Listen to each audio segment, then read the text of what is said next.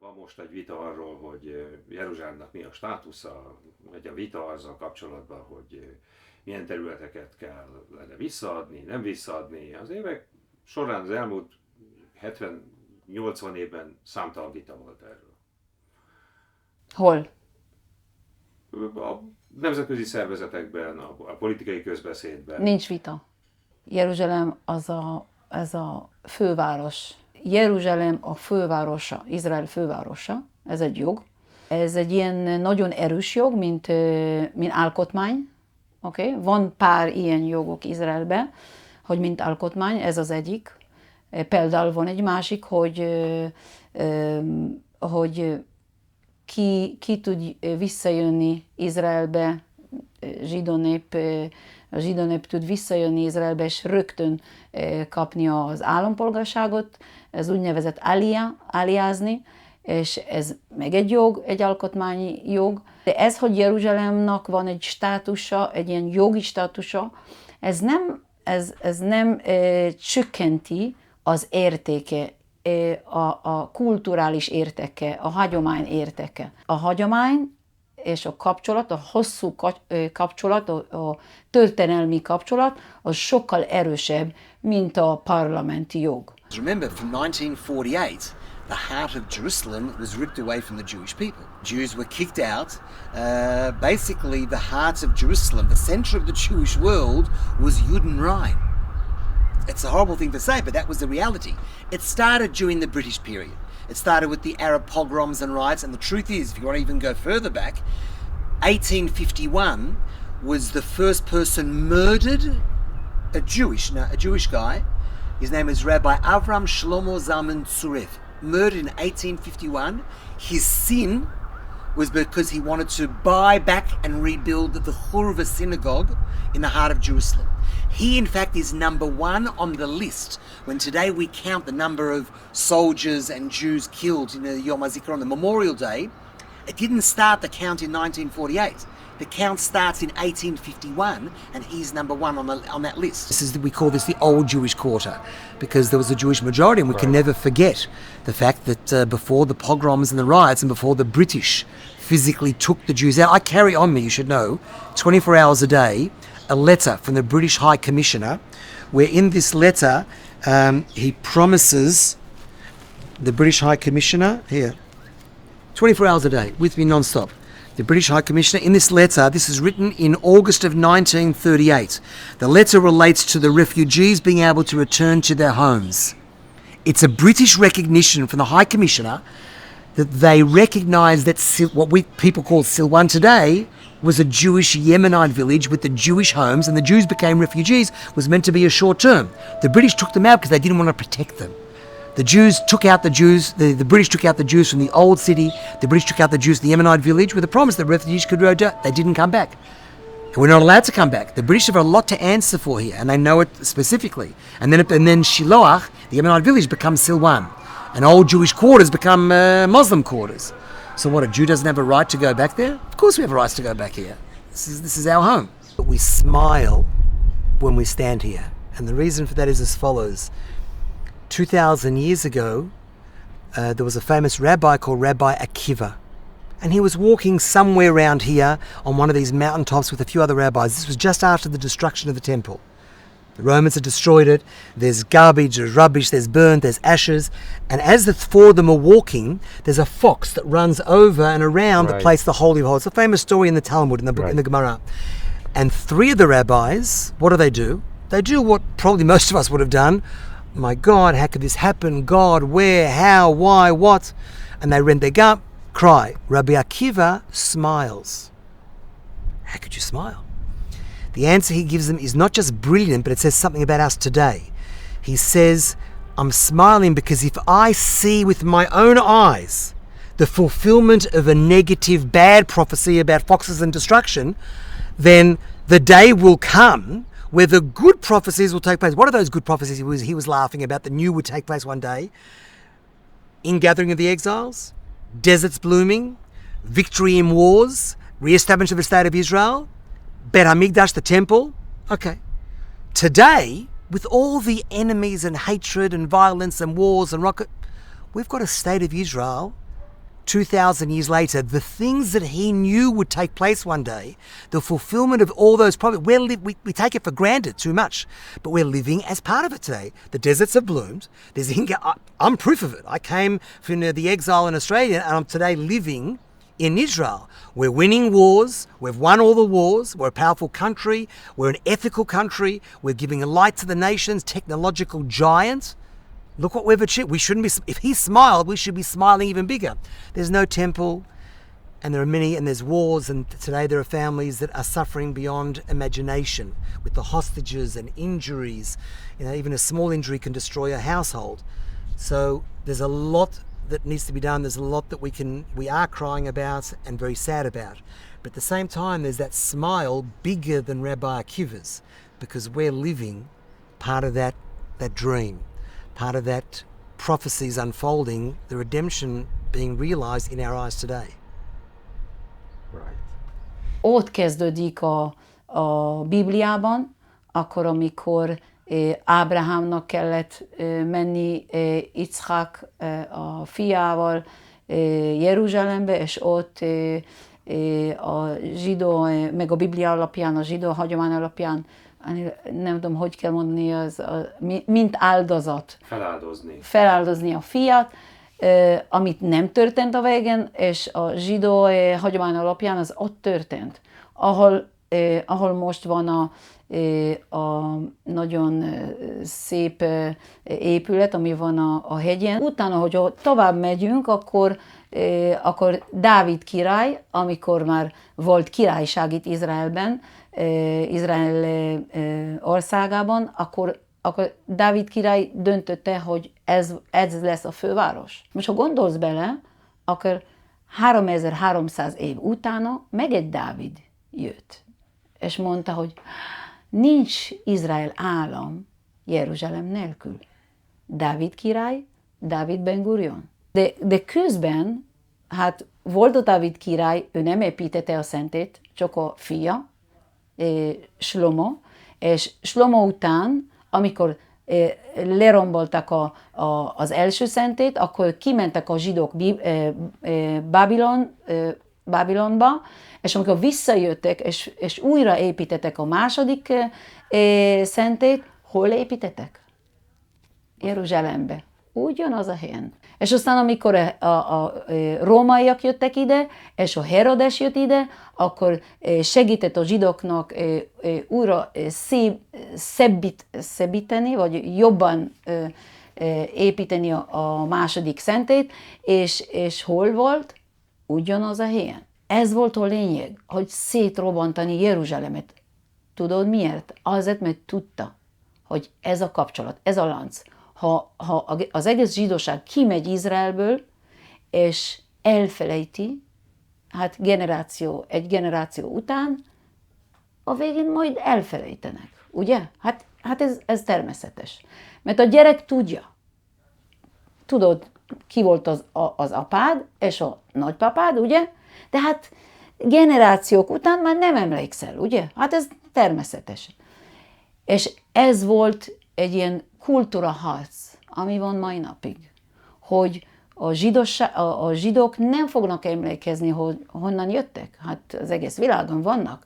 Kína, Lengyelországban vannak, az egész Európában, Jemenország, Irák, mindenhova mentek. De hát senki nem felejtette el, honnan jöttünk. És az nagyon zavarta a világot, mert ez, hogy van egy kis nép, hogy mindig emlékszik, hogy honnan származik, és nem engednek, hogy na oké, akkor nincs Jeruzsálem. Sőt, meg mondhatom neked, hogy a rómaiak, azok változtatták a Jeruzsálemnek a nevét. Jött Adriánus volt egy hadvezér, egy római hadvezér, és jött ide, ez volt 135, 137, és jött ide, és látta, hogy a zsidók még mindig ragaszkodnak Jeruzsálemhoz. Tehát hogy lehet ilyen? akkor fogok változtatni a nevét. Nem fog Jeruzsálemnak hívni. És mindenhol a világon már nem volt Jeruzsálem írva sehol, csak Ilia Capitolina. Ez volt a neve. És utána gondolta meg többet, és mondta, hogy akkor fogok változtatni az országnak, vagy a területnek a nevét. Már nem lesz Judea. Tudod, Judea, az úgy hangzik, nagyon zsidónak hangzik, ugye? Ez volt a neve a területnek, Judea. És gondolta, hogy más nevét fogok adni. Adta egy más nevet, úgynevezett Izraelt Palesztina. És most már kezdünk tudni, hogy miért az úgy ragadt ez a név, mint humiliation, hogy csinálni a zsidóknak nagyon rossz érzés, hogy már senki nem tudja, hogy honnan származnak, és senki nem tudja, hogy volt nekik ilyen ország és ilyen város, de hát mi nem felejtettünk el. Tudod, minden esküvőben mi mondjuk, hogy nem foglak elfelejteni Jeruzsálemet. És a gyerekeknek vannak etióp származású, úgy hívják a lányoknak, hogy Jeruzsálem. És például vannak fiúk, akik úgynevezett Cion, és Cion az a másik neve. És tudod, ez nem egy generáció, nem 2, 150 generáció. Ez 2000 év. És biztos volt az egész világ, hogy fognak elfelejteni, de hát nem felejtettünk el. És amikor vissza lehetett jönni, akkor hova megyünk? Hát persze, ide jövünk. De akkor, amikor ide jöttünk, hát akkor más valaki volt itt. A törökök, aztán az angolok, itt volt muzulmánok, nem sok, de voltak. Lassan, amikor fejlődött az ország, több muzulmánok jöttek ide. Nyilván könnyű volt nekik, mert az egész környéken muzulmán országok vannak, és jöttek többen, zsidók is jöttek lassan, és akkor volt a holokauszt. És amikor volt a holokauszt, akkor ez egy olyan súlyos tragédia, hogy a zsidóknak kellett találni most hova megyünk. Visszamenni, mit tudom, a Lengyelországba, vagy máshol, ahol éltek, nem tudjunk. Már senki nincs ott. Nincs hitközségek, nincs senki. Akkor hova megyünk? Megyünk haza. Haza? Hol az haza? Haza Izraelbe. So a Zionist Jew who wanted to come back to his country, our country, is murdered by Arabs, and he's the number one on the list. So what Ateret Konim does, as this non-profit organisation that's been around since 1979 basically, is just fulfilling the dreams of Jews for 3,500 years. Jews have always wanted to be here. Jews have always been here. We may have been kicked out, we came back, but the centre of the Jewish world is here. We are the only, it just astounds me how the world still talks about some type of Arab, Muslim, Palestinian people as though they've got some connection to Islam. There is no such thing as an Arab-Palestinian connection to Islam. There's never been an Arab-Palestinian state here. Never had Jerusalem as its centre. Yes, the fact that today they talk about Al-Quds and Al-Aqsa flood, yes, they want to drive the Jews out, but we have to call a spade a spade. We are the indigenous people here. We are the rightful heirs to this whole land of Israel. And the centre of that is Jerusalem. And we have rights like all Jews have had since the destruction. We were kicked out 2,000 years ago. We've tried to come back. Even 200 years ago, people don't even realise it, but the students of the Vilna Gaon came back to Jerusalem in the early 1800s. There was a Jewish majority in the old city. I mean, we hear about Silwan. Before there was one Arab living there, it was a Jewish neighbourhood of Yemenite Jews and Sfaradim. So I'm sick and tired of the world throwing out this propaganda of Arabs and Palestinians as though they've got maybe rights to live here. If you want to live quietly in a Jewish state for Jewish people, 100%, I'll put out the blue and white carpet before you. But if all you're interested in doing is driving us out, killing us, wiping us out from the river to the sea, I've got news for you. This son of Abraham ain't going nowhere. There's plenty of other lands for the Arab world. This tiny land of Israel, from the river to the sea. In fact, the original Palestine, not the original one, but when we talk about Palestine, under the British, was actually the Jewish national homeland. So people are actually, not only are they ignorant of history, but they're anti-Semitic when they talk about wiping out the Jewish state.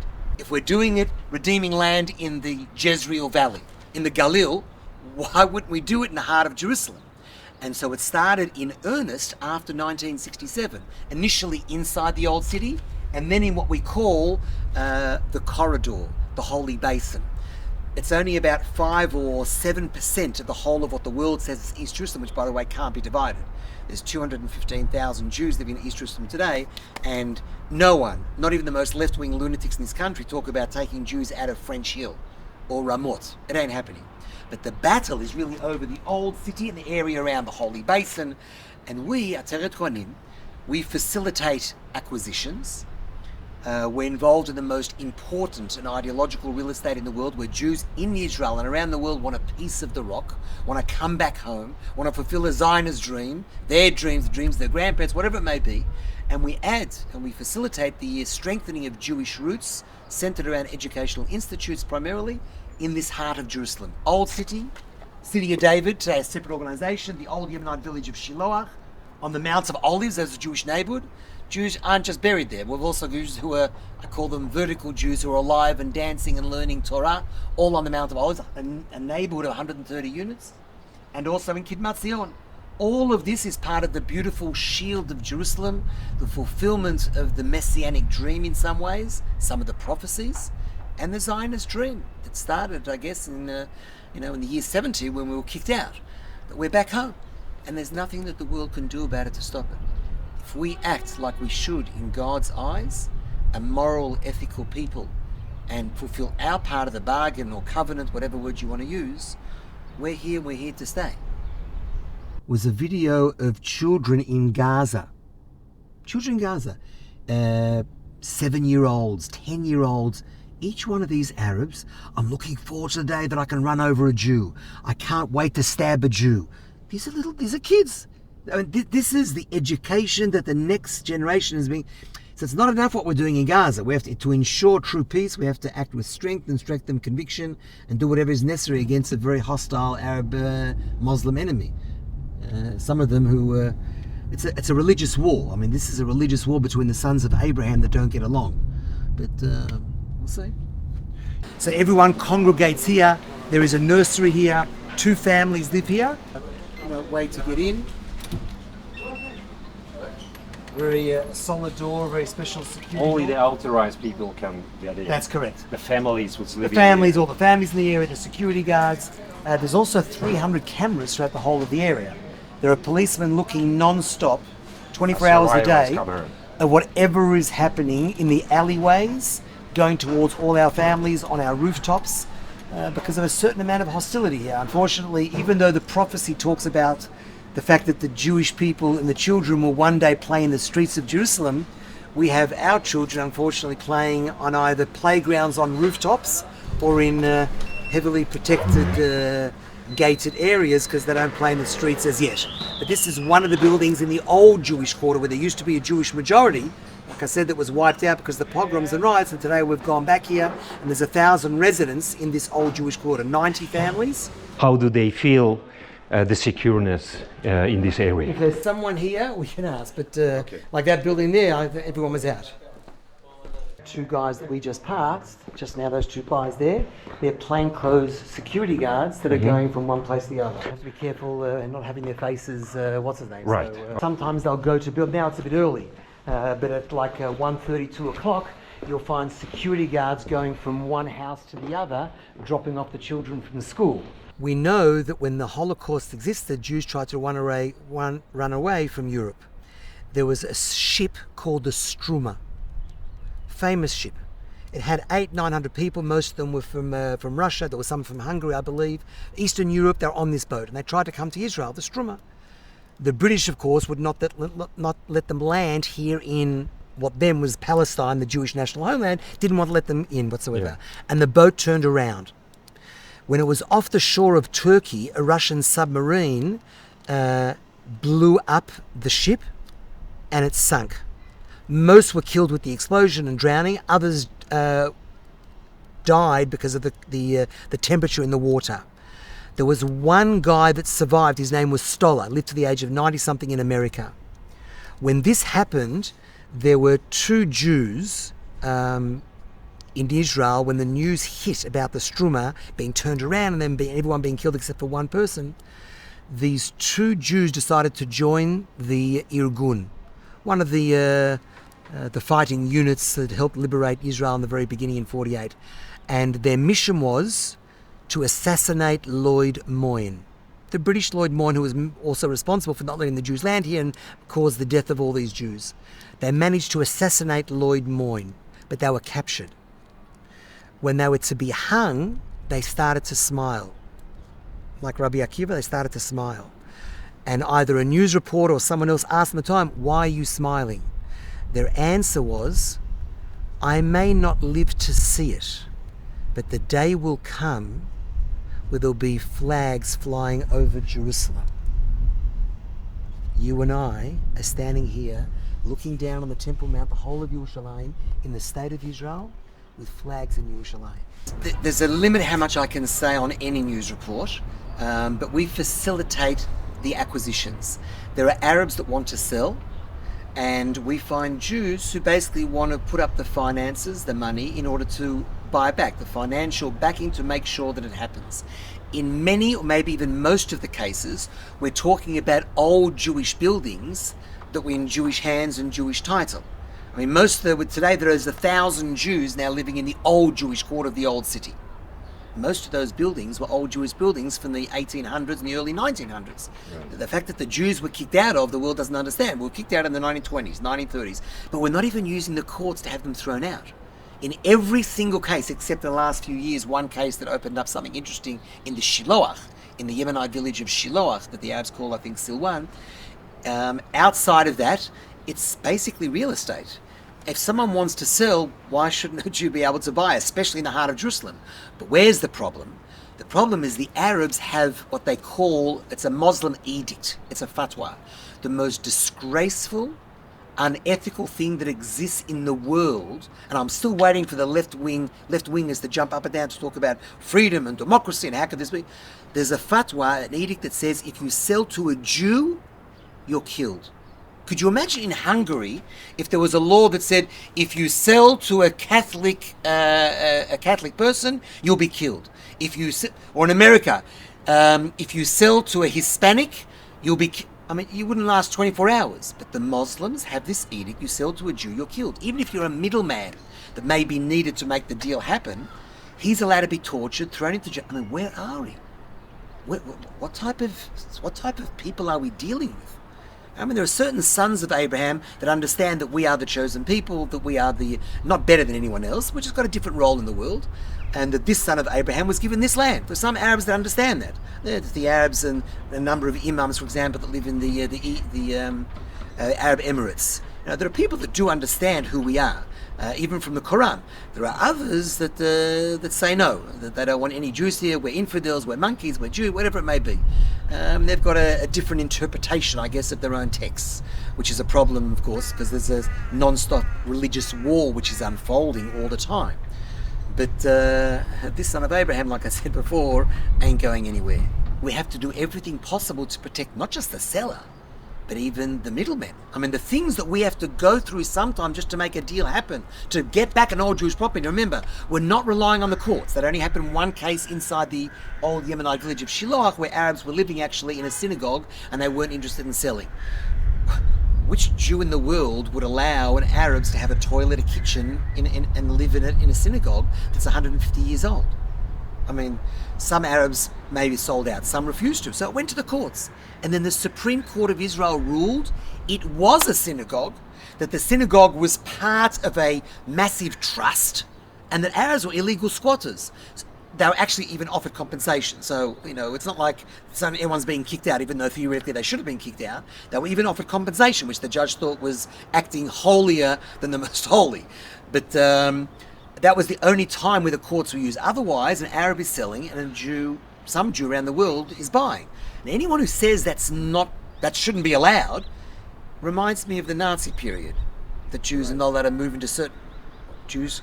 A Jew who is the rightful heir and the indigenous people of this land, we can't buy properties, we can't live in certain neighbourhoods.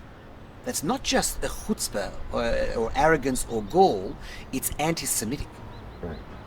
But there's also 90 Jewish families living there. On the other side of the valley, the old Yemenite village of Shiloah, very hostile area, in fact. There was actually a German artist paid for by some part of the German government, was working with a left-wing organisation here called Ir Amim, who are very against, in a very horrible sense, saying the Jews have no rights to live here. I don't know what they think about since the 7th of October, but basically they painted eyes. This German painter throughout the whole of the neighbourhood. We're looking at what you Jews are doing. We're looking at what you moderate Arabs are doing. Be very careful. Our eyes are on you. Eyes of intimidation throughout the whole of the neighbourhood around our synagogue that you can see there. There's a Jewish neighbourhood on the Mount of Olives that we call the jewel in the crown, because it wasn't like a house here and a house there. That was a neighbourhood that was managed to be built, and now 130 families live there in a beautiful gated neighbourhood called Ma'aleh HaZeitim.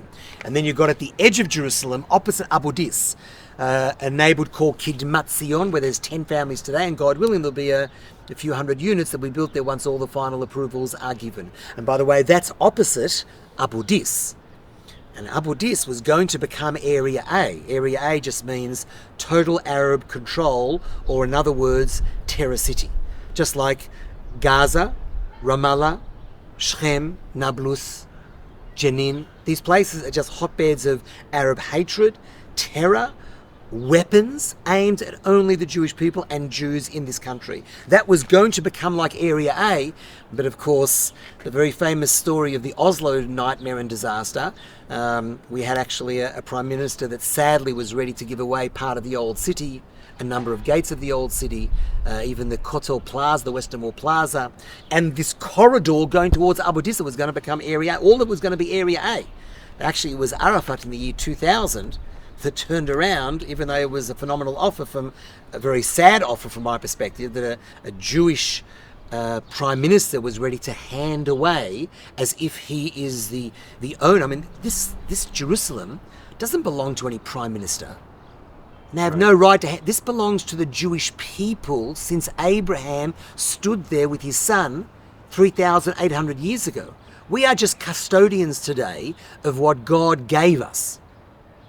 But this, thank God, Arafat actually, there was this arch-terrorist, Yamach Shemoy, actually was the one that said no and stopped the whole deal. And he refused it. He Almost refused got everything Yes. he requested, but finally the deal was not done. Which just because of him. means that God works in many strange ways that are hidden. Sometimes he'll use a Jewish messenger, and sometimes he'll use a terrorist with enormous amount of Jewish blood in his hand to be his messenger to make sure that something doesn't happen. And so today Abu Dis is under Israeli army and border patrol police control. There's a fence now defining the edge of Jerusalem. We have 10 families living in Kidmat Zion, and it's actually land. It's a phenomenal story. There actually 210 Jewish families bought 180 acres, 600 dunams of land between 1917 to 1924. All they wanted to do was build a massive Jewish neighborhood at the edge of Jerusalem. From there, the view, you're seeing also amazing views of the mountains of Jerusalem. But the neighborhood never got built because the Jews were thrown out of here. But everything was written down very clearly on the title. Who owns it? So on part of that land, first of all, part of the land is today the village of Abu Dis, built illegally on Jewish property. And on part of the land, which is inside the municipal borders of Jerusalem, we hope to build that Jewish neighborhood on that empty block of land. All of this together, Kidmat Zion, Ma'aleh HaZeitim, Kfar HaTemanim, Ir David, Old City, in the background you got Har HaZeitim, of course, all of that creates the shield of Jerusalem. Now, it's very important to understand, this is not being done just to stop any, God forbid, division of Jerusalem, although obviously facts on the ground and Jewish presence is vital, but that's not the reason it's being done.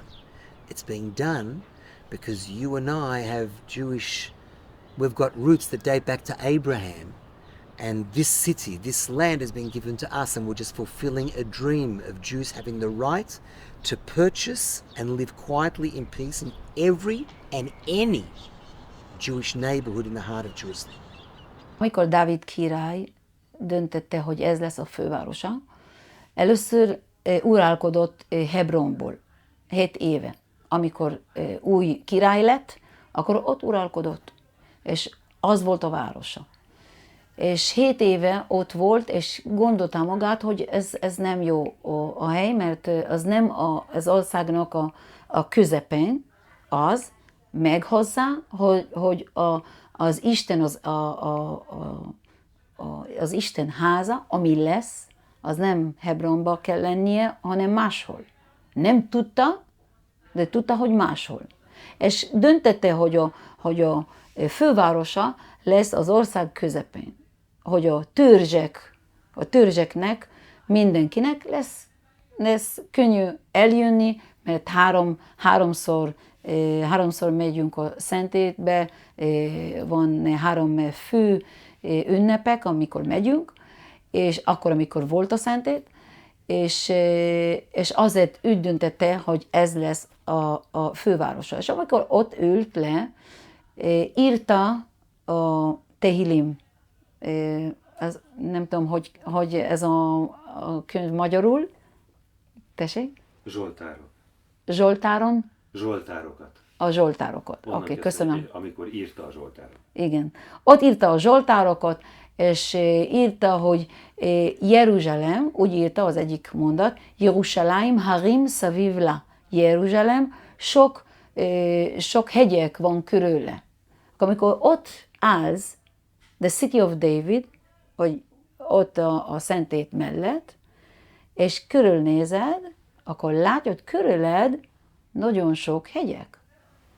The Olive hegy, aztán the Scopus hegy, aztán the big one in the south, it is called Jabal Mukaber, it's the biggest mountain, and you have Mount Zion, and then you have Mount Moriah, so akkor azt értetted, hogy ahol állt a David, az ott volt, amikor körül vannak a hegyek, és ott állt és írta.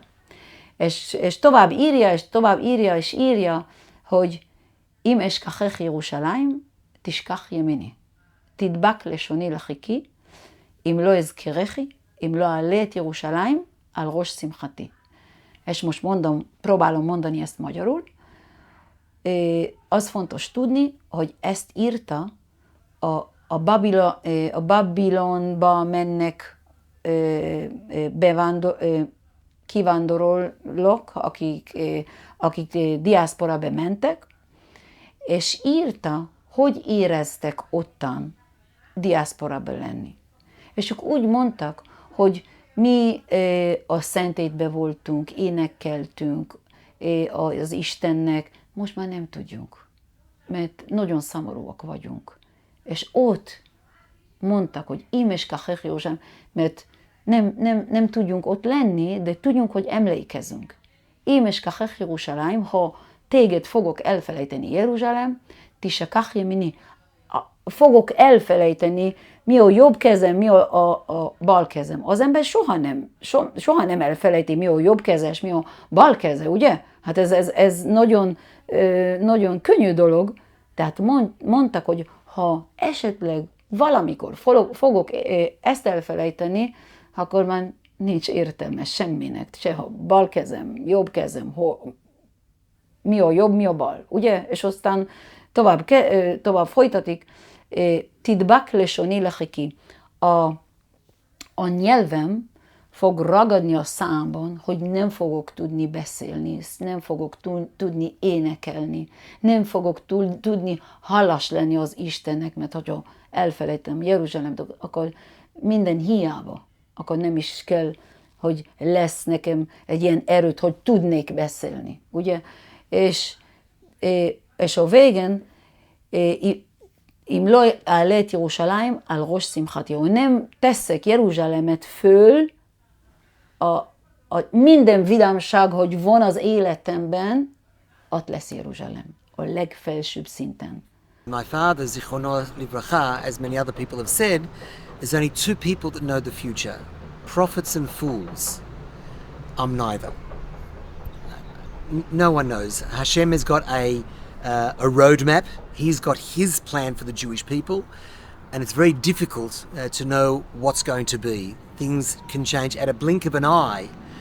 I mean, imagine if I had this conversation with you 45, 50 years ago and we're saying, how do you see the future? And if I was to turn around to you and say, well, you know, maybe the birth rate of the Arabs is too high, but I believe the Iron Curtain will come down and 1 million Russian Jews will come to Israel. You'd think I'm crazy. Iron Curtain come. There are big things that happen here that are beyond our understanding and knowledge. Maybe this whole war is going to happen. Maybe the anti-Semitism, the rise of anti-Semitism throughout the world is to maybe push Jews back home. Could you imagine if 500,000 Jews just came in the next year from America to Israel? A few 100,000 coming from France and Australia and Hungary. What message would that send to the Arab world? I don't know what the bigger picture is. At the moment, we are at war, and I'm praying and hoping that this government and the people understand that there is an enemy on our back doorstep, and that the whole concept, the lunacy of land for peace, to slap God in the face and hand away the land of Israel, and thinking that you're going to get peace from a group of people, the sons of Esav and Ishmael and Amalek, all bound together, that are going to give us peace. I'm happy to have peace with anyone, but at the expense of a tiny Jewish state. For what? For who? There's never been a Palestinian state. You know, there was a book that was sold, thousands of copies. It was called the Palestinian History and Heritage. Sold on Amazon, thousands of copies. But the Muslim world went crazy and they threatened Amazon to stop selling because the pages were blank. It was a publicity stunt because they don't exist as a people. But why should Israel hand away a tiny land of Israel to a nation that has never been a nation, has never had a country? Once again, we are the indigenous people, and if we show strength and convictions, I hope the Israeli government goes all the way, does what it says it wanted to do, both in the south and the north. There are enemies everywhere. All I can do is look at the Bible for messages. And in the Bible, the Tanakh, there was never a situation where there was 1,000 years of quiet. If we were lucky, when there was the greatest of kings, he was strong, he fought, he had proper borders, he crushed the enemy, especially an enemy like Hamas and Hezbollah and the Houthis in Iran, etc. He crushed them and then it was quiet for 40 years. We have to create a deterrence and a shock wave through the Arab world that they won't start up with the Jewish people. And we have to also come up with show a strength of vision in relation to the land itself. We can't leave Judea and Samaria in a no man's land, in a question mark territory. If it needs to be annexed, then annex. If they need to, maybe today, finally, after all these years, we have to deal with the Arab refugees. People forget that there were 850 Jewish refugees from all the Arab countries in 1948. What happened to them? They weren't used as a political pawn. They became part of the State of Israel. So maybe we're running late, but now it's the time to deal with the Arab refugees from a war that they thrust on the Jewish people. They won't win. They can never win, because we are the people of God who have come back home. And not the United Nations, not the EU. No amount of missiles and rockets is going to take us from here under any circumstances. Amikor érkeztem, ez volt először, amikor kimentem Izraelből, és nekem volt nagyon-nagyon nehéz. Nem ismertem a nyelvet, nem ismertem a kultúrát, nem tudtam pontosan hol vagyok, és hol helyezni magamat a helyszínen Budapesten. Sokáig kellett volna addig, amíg egy kicsit itthon éreztem magamat Pesten, de végül is tanultam megismerni a magyar nyelvet, a kultúrát, az embereket, a zsidó hitközséget, és most már tudom mondani évek után, hogy a magyar élet, szóval az időszak, amit ott éltem Magyarországon, az egy kis kincs bennem, amit nagyon fontos nekem, és próbálom tartani a kapcsolatot Magyarországgal, az emberekkel, a nyelvvel. Nem elmondok magyarul, de ha hallok az utcán turisták, vagy valaki, aki beszél magyarul, rögtön fordulok, hogy mondom, hogy honnan valóak. Sok idős emberek van itt Izraelben, aki Magyarországon származású, és ez nekik nagyon jól esik, hogy valaki hirtelen tudja a nyelvet, és beszél velük, és ez jól esik nekünk, és használom ezt a tudást, Mert nekik az, mint visszatérni a gyermekkorukhoz. Very beautiful courtyard, as you can see. It's very quiet at the moment because everyone's working or their kids are at school. Right. So that's why I said it's very difficult to usually find someone. But we have. How many family lives there? There's a very big, large family up there with 8 or 9 children. Family down here with 7 children. There was a young couple here, and then yeshiva students because it's very small. Upstairs also a small apartment with 2 children, and we're trying to renovate these 2. What we hope to do is somehow connect that section with this section. We've got about half the funds, so we're trying to raise obviously more funds to try and get to help the It means Jewish this families. condominium is full with children.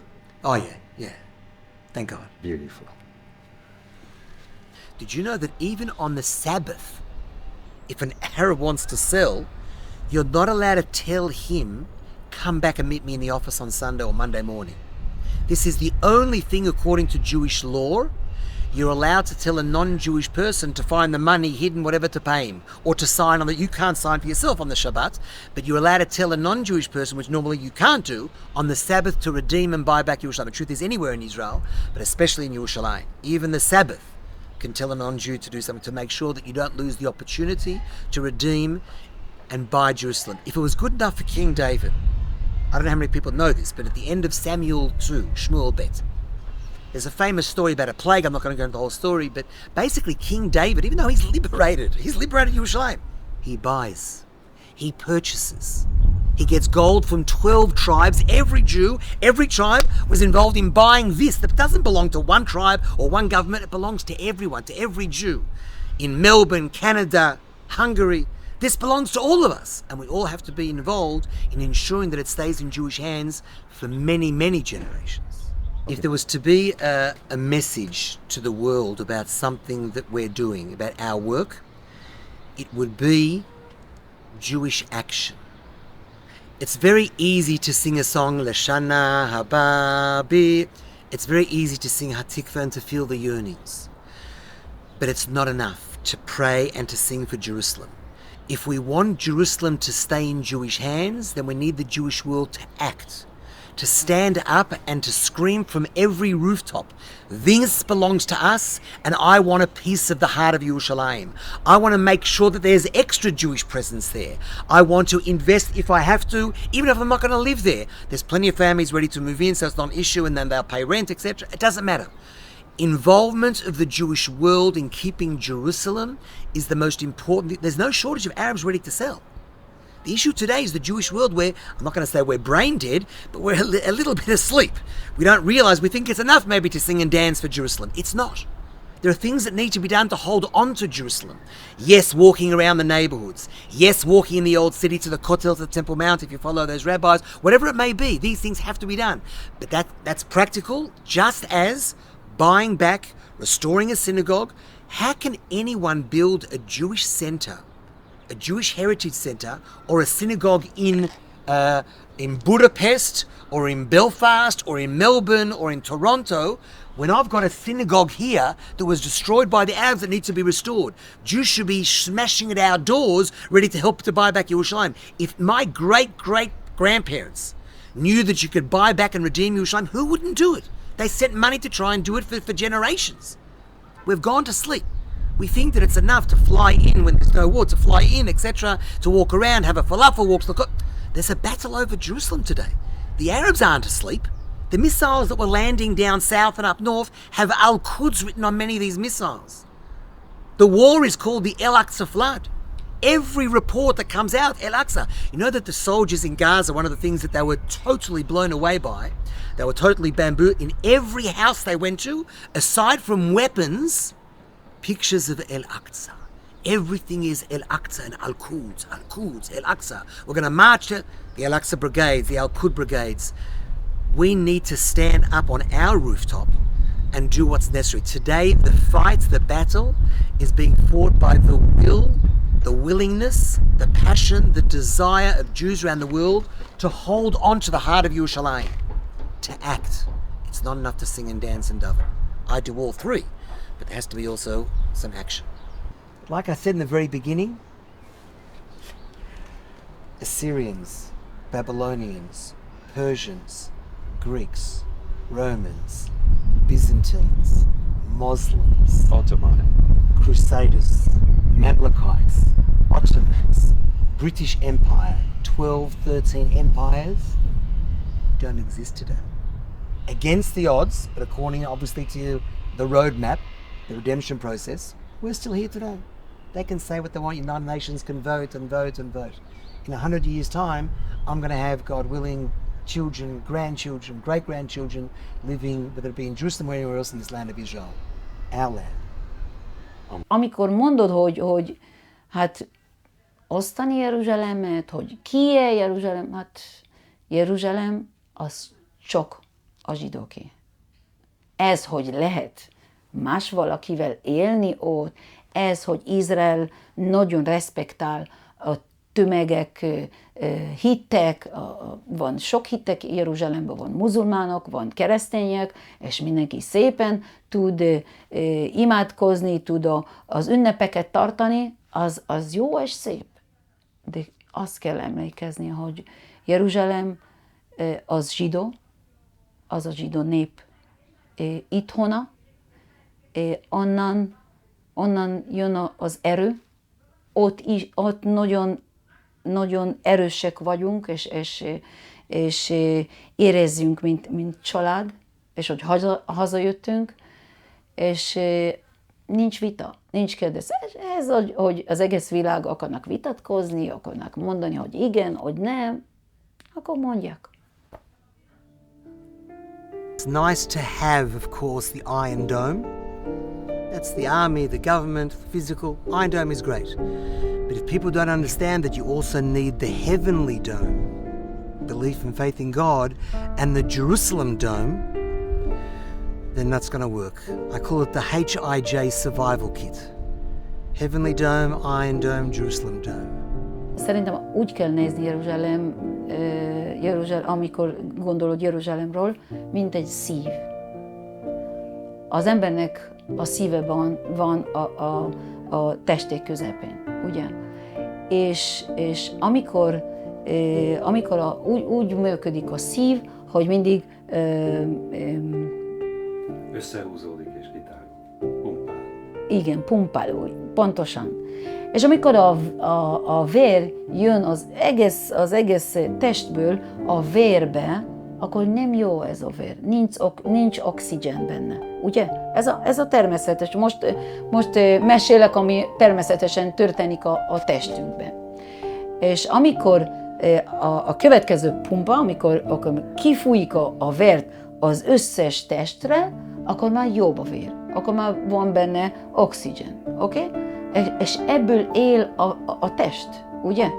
Na most a zsidók, amikor jönnek Jeruzsálembe, de hát szomorúak, nagyon hiányozott Jeruzsálem, vannak emberek, fájdalmuk van, akarnak imádkozni, nem erősek, és jönnek Jeruzsálembe, mint egy szív, és úgy a szív nyílik a gyerekeknek, hogy jönnek haza, és nem, amikor küldik vissza haza bennünket, akkor már erő van, és energia van, és hit van.